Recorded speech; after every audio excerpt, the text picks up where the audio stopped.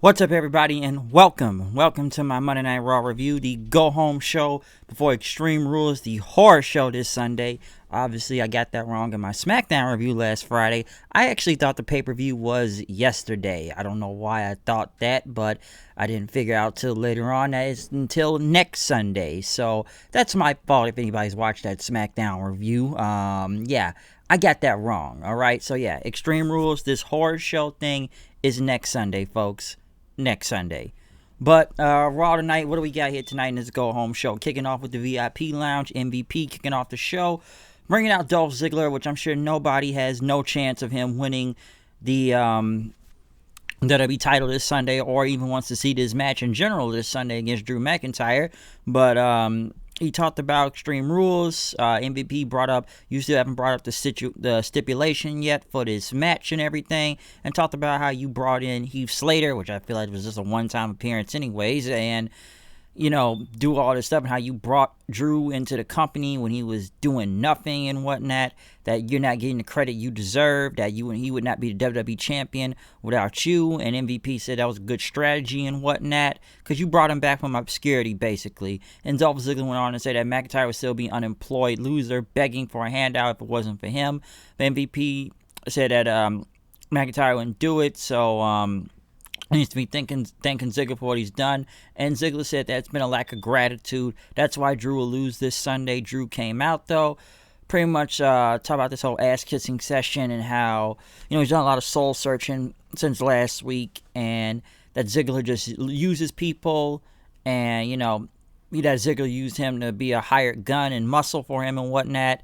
As Drew pretty much went on and said that Ziggler's one of the most talented in-ring performers around. But Drew told him to shut up because Ziggler tried to interrupt him. And it's going to make him regret the day you picked up that phone for him to come to Raw and whatnot, to even be back on this show in general. But Drew pretty much said that, what happened Sunday, he said that Ziggler is going to lose. Drew pretty much, say he can't wait till Sunday.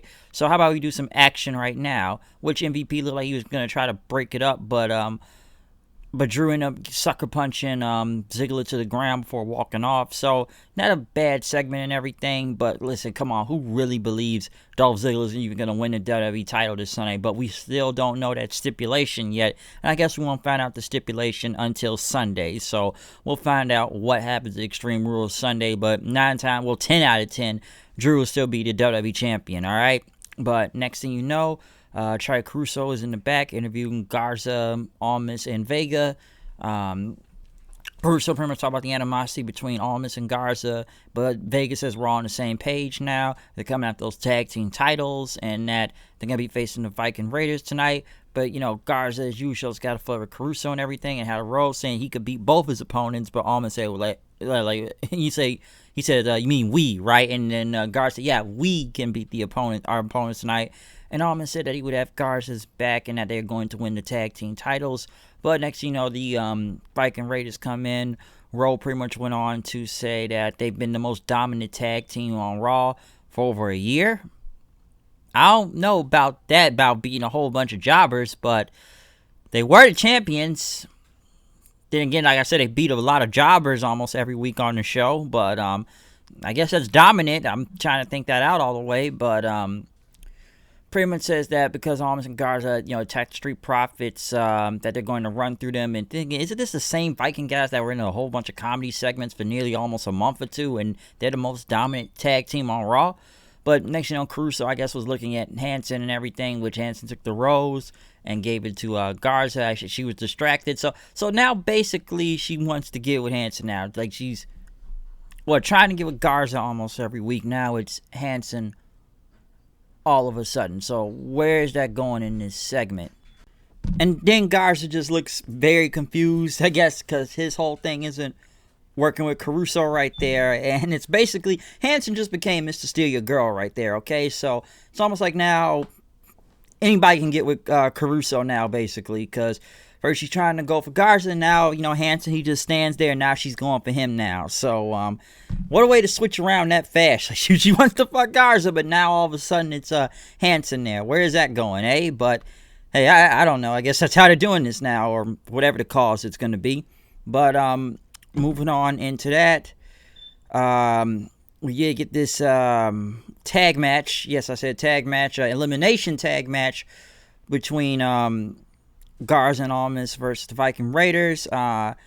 Wasn't bad, I will say, in this elimination match. I know Raw was eliminated first because Owens ended up hitting with the hammerlock DDT after he hit him with the knees and whatnot. Because right after then, Roll was eliminated first, but I think Hansen got the elimination off of Owens then, because I think Garza was able to kind of duck down with his leg or whatnot. But no, he did like a spinning heel kick on him, and he hit Owens, getting rid of him. So it's almost like Garza was able to duck out of the way to kick. And then when he got to the final two, Garza ended up catching Hansen with like a power bomb after he tried to hit him with a kick in the corner. He got like a sit-down power bomb, and Garza got the win after that. So they're still giving Garza and Owens wins, trying to keep him somewhere for the tag team titles, even though they had beat up by Big Show a couple of weeks ago. But they're still trying to go somewhere with this, even though they're trying to break them up, but they're not.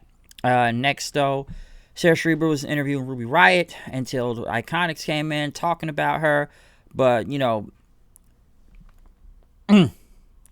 was going to punch them.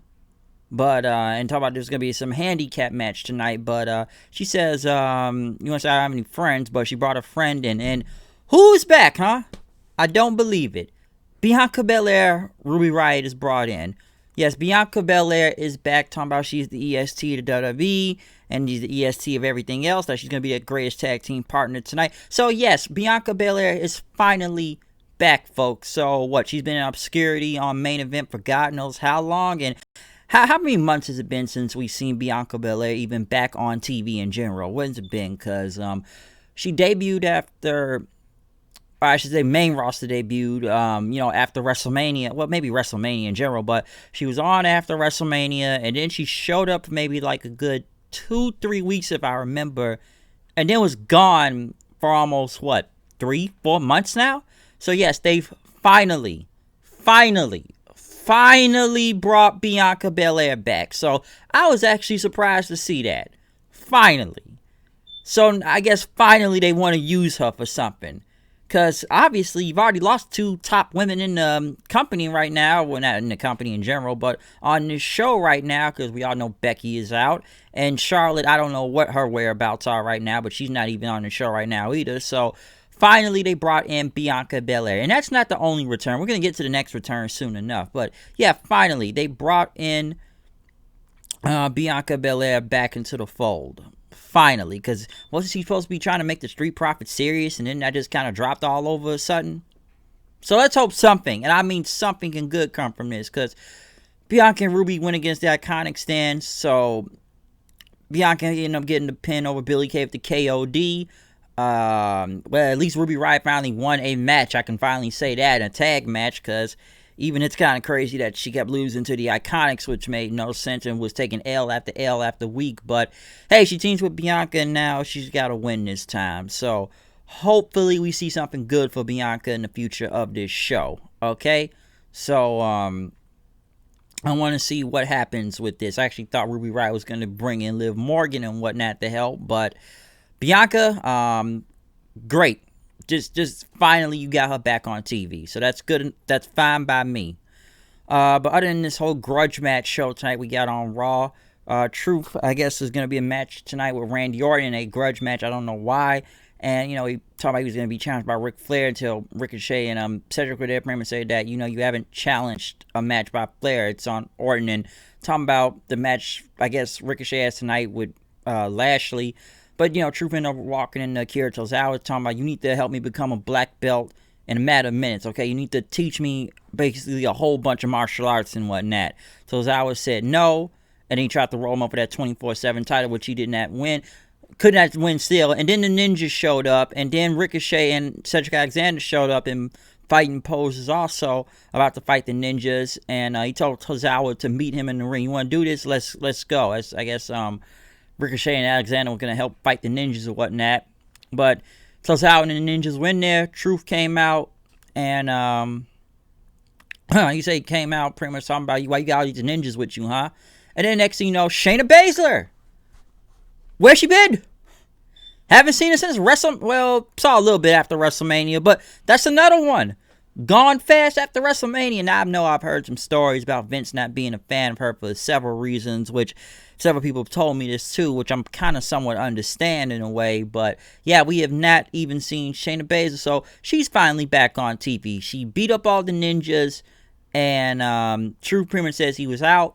Baszler says she's been very patient and everything, and that she wants to let everybody know you've had your fun and games. They're all done now, and all these weak-minded female champions have been fooling themselves that they're in control right now, but the Queen of Spades is back to shatter the illusion with a hard dose of reality, and that she is the reality check around here. So yes, we got Bianca Belair and Shayna Baszler finally back on Monday Night Raw, because like I said before, they obviously need some more women because they're not really doing good with the ones they got right now. So I guess maybe the creative's gotten so bad they finally pulled them out the cards and whatnot, because Bianca is a mystery to why she was never even on Raw in general. I think both of these women were stuck on main event anyways, but she was just a mystery at this point to why she was not even on the show. Bianca Belair. I kind of knew about the Shayna Baszler thing from a couple stories here and there, so I had heard about that. But yeah, we got both of them back on TV now. So yeah, they finally returned, folks. They finally returned. Seth Rollins was talking to Murphy in the back, talking about what's wrong with him and everything, and this whole eye for an eye match. But he told Murphy to get ready for his match with Aleister Black and that he has a message to deliver. So Seth came out and he kept saying eye for an eye several times. And what it even means, he says. And that Rollins pretty much said he thought that Mysterio was using a metaphor for revenge and everything, but he meant it literally. And Rollins pretty much says, he understands how it's gotten to this point, that he wanted to bring Raw into a brighter future and whatnot. And that... he knows what this means, and that Mysterio's just, he's just not ready. He tried to help him and whatnot, and he talks about wanting to pull the eye out of another man's socket and whatnot, or the eye socket and everything. And Ron Freeman says he never sanctioned for this match and everything, and that has been barbaric and whatnot. He didn't want to harm Rey Mysterio and everything, but he, he presented himself in a time of need, and he fulfilled the prophecy for the greater good. And Rollins pretty much said that, he wanted to be a leader and to lead Monday Night Raw when all this was done. But now, it's different now. Rollins pretty much said that Mysterio has forced his hand for the last time, and he's going to gouge Mysterio's eye out until he's completely blind. So Rey will never watch any of his family. He won't see his wife. He won't see his kids. He'll never see another sunrise, sunset. He won't see anything. He will be blind, and he will make sure he is blind out there. So, and Extreme Rules, Rey is always going to be a new beginning. But next thing you know, Kevin Owens came out talking about Rollins and, about this whole match and everything, and Extreme Rules. Why would Rey pick this match? He could have picked a cage match or a last man standing match, but Owen pretty much said that, Mysterio's a nice guy and everything, but you pissed him off to the point where he wants to gouge people's eyes out now. And Owen says he understands because, WrestleMania, he was willing to end his own career and to shut up Rollins. And he said that he's a good friend, like a pirate. He says, because when all this is done, he knows Jean-Pierre Lafitte, and he has something for him, which was an eye patch. And if people don't know that, somebody at least told me this, that if you don't know who Jean-Pierre Lafitte was, it's basically PCO right now in Ring of Honor, okay? Or Pierre Carl Outlet when he was in WWF back then, even before my time, before I even started watching it. But yes, he's also, what he's talking about, Jean-Pierre Lafitte, one-eye wrestler pirate with an eye patch on. Yes, that's PCO right now in ROH, okay? Owen says, you think this is funny and everything? He says, yes, it is funny, as Owen said, and pretty much is like, all right now you're going to pay. He told Murphy to get out here, but Aleister Black ran from behind and attacked him, which we got Aleister Black versus Murphy then. Match ended up in a DQ. I still think it looked cool when Aleister Black hit the black mask on Murphy while he was standing on the second rope and he fell in the ring. But Seth ended up pulling out. What did he do? He pulled out Black and everything for the cover. So right after that, we got Kevin Owens versus Seth Rollins, and Rey Mysterio and Dominic were out there also. Listen, we're basically seeing a WrestleMania rematch between Kevin Owens and Seth Rollins, which I don't really think I needed to see again. It's not like they were going to go all out like they did before back at WrestleMania. Now, I didn't think the match was bad, though. Don't get me wrong. I thought it was funny. Half the time when Kevin Owens kind of used Ray and them almost like a shield, and Kieran said surprise. But, Seth was going to go for that curb stomp and everything, but next thing you know, Dominic, Aleister Black, and Ray pretty much got up on the rope, Shield style, and Owens pretty much ended up getting a Stone Cold Stunner on him, which basically tells me Seth Rollins is going to win this eye for an eye match this Sunday, because did he really need to take an L right here before a pay-per-view? Which now tells me he's going to win and beat Ray, because Ray pretty much said right after that, Seth's going to be walking into this match with 2 eyes, but he's going to be carried out with only 1. So that almost tells me who's going to win this Sunday at Extreme Rules, because I don't think Owens need to win right here, which then again, I thought it was almost like 50-50 and give Seth his win back, ever since WrestleMania, but just watching this match right here tells me that Seth's going to win this Sunday since he lost the match tonight. Next up, we got Ric Flair, who's in the back. I guess, I don't know if he was on his phone or something, but next the Big Show came in, and Rick pretty much talked about, listen, man, I've been in this business for 48 years, fought a lot of giants from, Brody, Stan Hansen, and Andre the Giant, and, I've known you for 20 years in this business, and, talked about all the skills with Big Show and everything, and you're picking a fight you can't win, all right? And he said you can't go to Hollywood and do this. Why do you think The Rock hasn't come back, huh? Because you think you can't do both, basically. You can't do Hollywood and wrestle. And yeah, Flair's got a point about that with The Rock, though. Why do you think he never really came back like that? Well, he did, but that wasn't until years later, but that was on sporadic times anyways. But, hey, he still wrestled, though. But, yeah, why do you think he never came back? And pretty much talked about, show you're going to the Hall of Fame one day, helping everything. But you're facing Randy Orton. You're at the top of the game right now. So why don't you just get on a plane and go back to L.A., all right? And Big Show pretty much stopped him there. And he says, I know what you're trying to do. You're a master. You're the dirtiest player in the game and whatnot. And that, Orton may be the best wrestler that WWE has ever had. But he has no empathy and everything. And, you're facing one of our mutual friends, R-Truth, and this is what you want to go down. I know you're really friends with Truth like that, but Show pretty much, asked Flair, you willing to sacrifice your friendship so that Orton could be a legend killer and everything, and pretty much told Rick to think about that for a minute.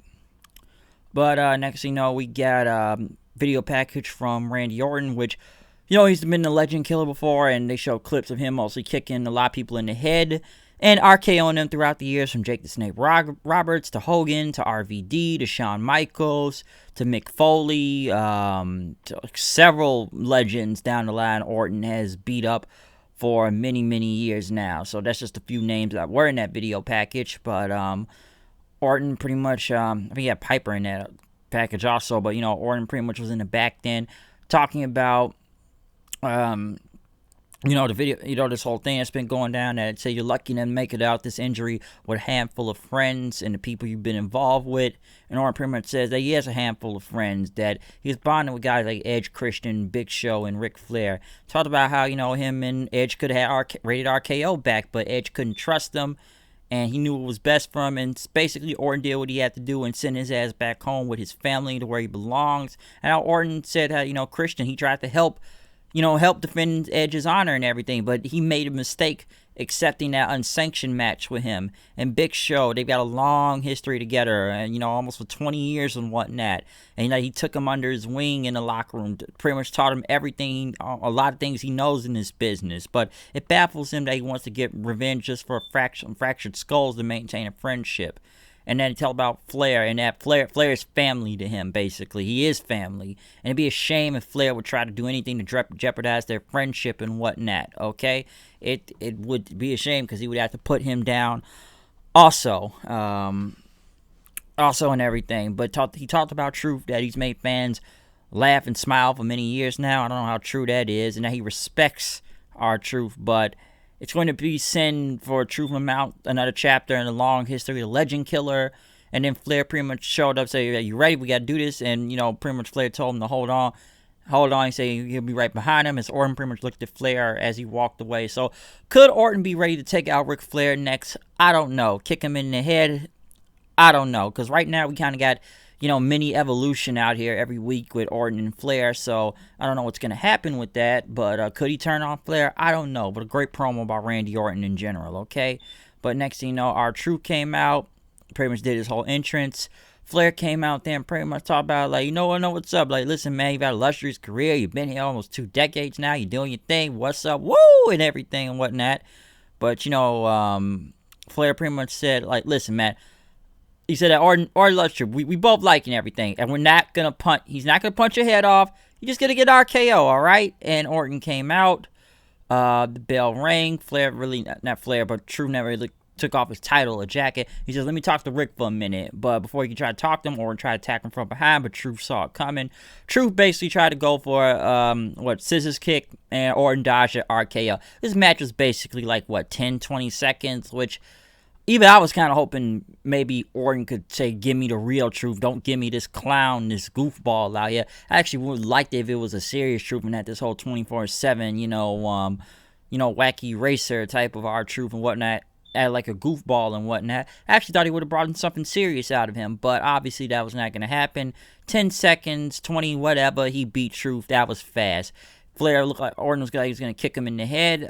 Flair pretty much tried to stop him for a second, but then Big Show came out, and Orton pretty much told Big Show to stop right there, or I will kick his head off right now. And he said, like, Show, I know you're angry and everything, and, it's going to hurt, it's going to hurt him, just like Edge and Christian and everything, but I'm not going to punk kick Truth, because it actually has your name on it, Show. And he says, listen, how about this, next week, unsanctioned match, Raw, me and you. Big Show basically said, okay, like he said it real loud before he ran in the ring as Flair and Orton got out of Dodge. Why don't you just put this match on the pay-per-view this Sunday? But I guess it's too late for that. But if you're going to do an unsanctioned match, why not save it for pay-per-view for Extreme Rules? But I guess they got to get something for Raw, so there you go. But yeah, Orton versus Big Show next week, unsanctioned match, folks. MVP, Bobby Lashley was talking to Cedric and Ricochet, like, pretty much told Cedric, like, you sure? What's this gonna be, man? You ready? Are you still interested? Cedric said he didn't want to do it, he just talking hot garbage. They walked off then. Sarah Schreiber walked up and asked MVP, you got a game plan for Apollo Crews, which he was not here tonight, but, MVP still got that new U.S. title and everything, and it's gonna be official this Sunday when he's the new U.S. champion. And then next thing you know, I guess it's going to be celebrating undisclosed location. And, they basically talk about the Hurt Business is good. Next thing you know, they went over to Drew McIntyre then and asked him about his game plan this Sunday for Dolph Ziggler. Ziggler tried to attack him, which a whole bunch of referees and stuff broke them up then right after that. Bobby Lashley went against Ricochet. Not much to say from here. Bobby Lashley wins, of course. Put him in that full Nelson for the submission. Cedric tried to make the save, but once again, Lashley killed him too. So, yeah, Lashley's still on a freaking roll right now, killing both Ricochet and Cedric Alexander. Do I think Cedric Alexander may join MVP? I'm actually hoping he does to get this whole Hurt Business or something going on with that right now. So, I don't know, but I still think he may turn on Ricochet, though, Cedric. But, yeah, Bobby Lashley, once again, looks like a killer out there, destroying both of them, all right? They interviewed Big Show then if he accepted Orton's challenge, even though he said okay out there very loudly. He says, what do you think, Charlie? And he said, yeah, like I said before, Big Show clearly said, okay, so I thought he already accepted the challenge. I don't know why you have to say it again.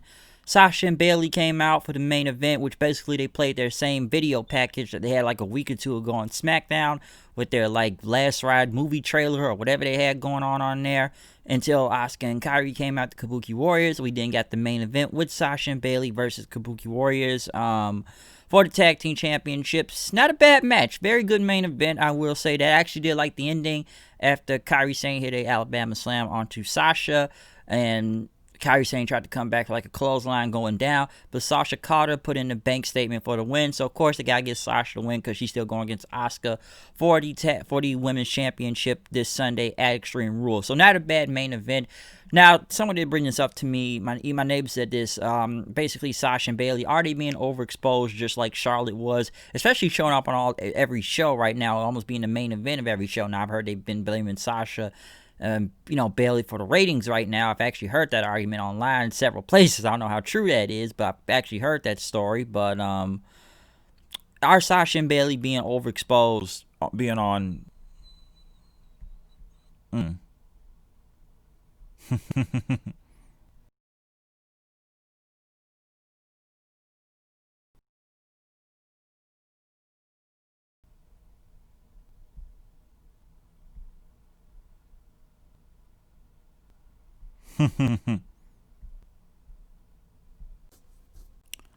On all three shows, though, okay, are they being exposed? Okay, are Sasha and Bayley just Raw, SmackDown, NXT, are they in the main event or they're not on the main event? I don't know, but they are on all three shows, just like Charlotte now, okay? Because she was on every show every week.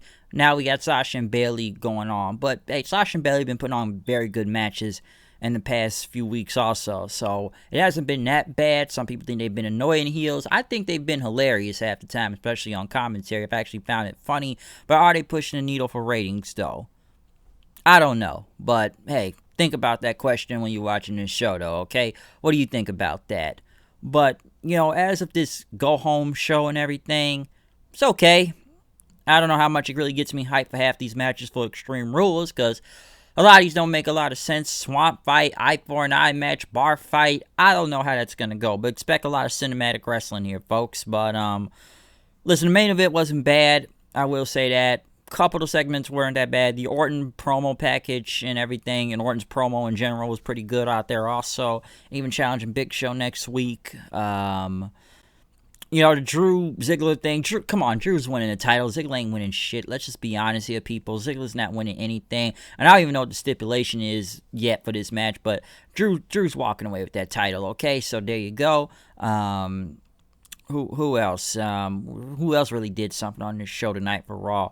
MVP and Lashley I enjoy more and more every week. I'm surprised we didn't even get Cruz on this show before. This U.S. title match. Owens versus Seth was good, but we already seen it at WrestleMania. And like I said, Seth's basically winning this match this Sunday since he took the L here tonight. So, yeah, that's really much I can all say about that. All right, so Raw was it was okay for what it was in this go-home show. Still a lot of bad parts, but other thing we should say also, we did get the return of Bianca Belair and Shayna Baszler, so finally they're back in the fold of things. Let's see if anything can happen for both of these women, because they've been off TV for God knows how long, and I guess I'm sure a lot of people are happy to even, I'm surprised that they were both brought back tonight in general, okay? I didn't even think both were coming back. I was surprised when Bianca came back, but I'm like, oh, we get Baszler too? So we got both of them back. So, yeah, they're both back in the fold, folks, okay? But other than that, though, that's my review of Raw. We will have a review for Extreme Rules this Sunday. But yeah, other than that, though, yeah, check out any of my other reviews online right now. Check out my Dominion review and the New Japan Cup Finals review, which I said there's a lot to say about that. It's an audio form, so check out those reviews that have a lot about to say about New Japan over the weekend, because there's one thing I can tell you this, just to give you a quick preview if you have not listened to my New Japan review yet. Let me give you just a quick, almost like a diagram or an example of things, okay? Just if you don't understand what's going on here, this is the gist of my New Japan review.